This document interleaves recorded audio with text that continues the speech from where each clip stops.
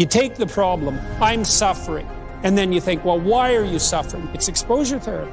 And then you can practice encountering the obstacles that are stopping you, and it'll make you braver, and it'll help you deal with your problems. Voluntary confrontation with the forces of darkness and chaos is the fundamental story of life. Putin has said this week that if we send missiles into that, he will consider himself to be at war with NATO and the United States of America. And, and he's got more weapons than he's got.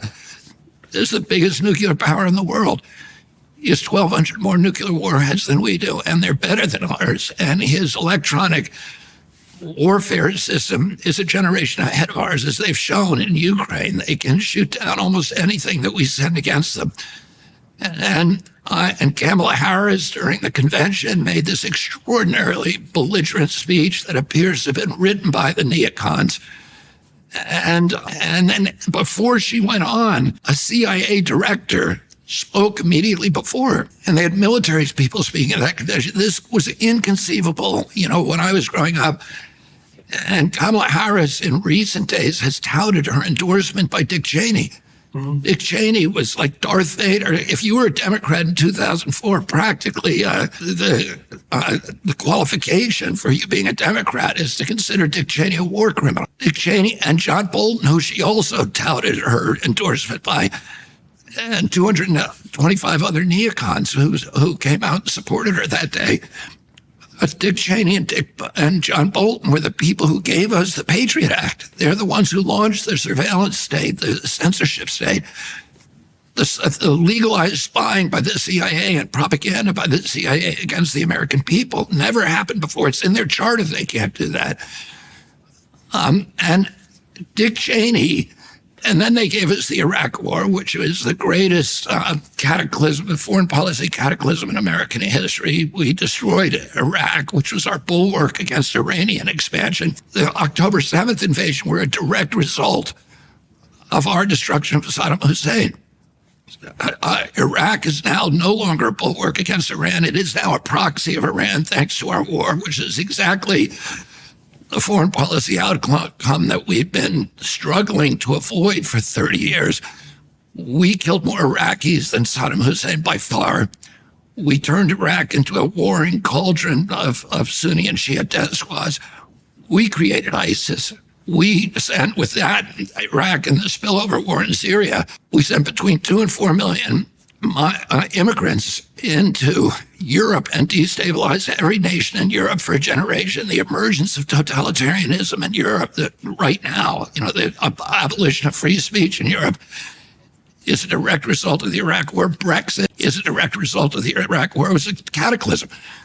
If you ask Dick Cheney, who gave us torture for the first time in American history, we had this tradition in this country against torture. George Washington, even when the British were torturing Americans and murdering them on prison ships in Manhattan, off Manhattan Island, Washington was asked about torturing a British prisoner who had critical information, military information. He said, I'd rather lose the war than do that. If we lower ourselves to that level, then what's the point?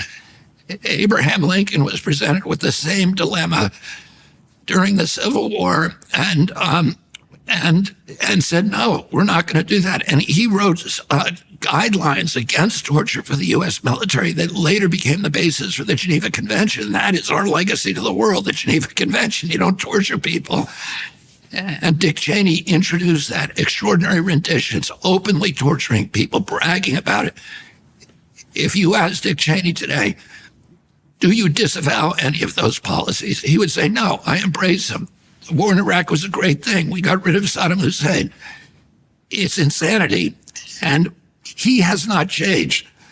So why is he endorsing Kamala Harris? It's not because the neocons have changed. It's because the Democratic Party is now the party of the neocons. When I interviewed you last time, I asked you a question that I've asked almost, I think, every Democrat that I've spoken to, or former Democrat, which was, when does the left go too far? And you answered that in that question. You said, when they align with Dick Cheney, they've gone too far. Well, that's where they are now. Yeah, well, so how do you explain? I'd like to know what happened? By the way, I could go on with that list of departures from the Democratic Party.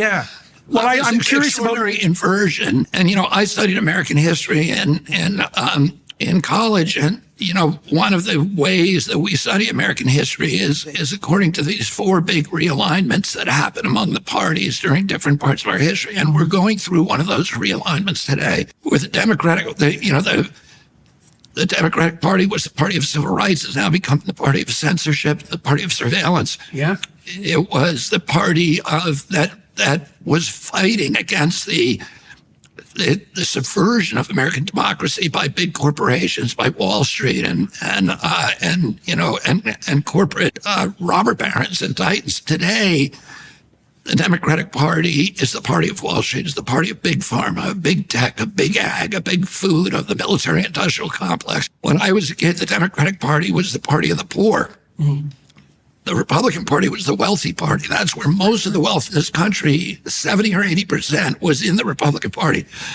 We were the party of the firefighters, the cops, the union leaders. And it was very interesting at the Republican Convention, you had for the first time in history, Sean O'Brien, the president of the Teamsters Union, speaking to great applause.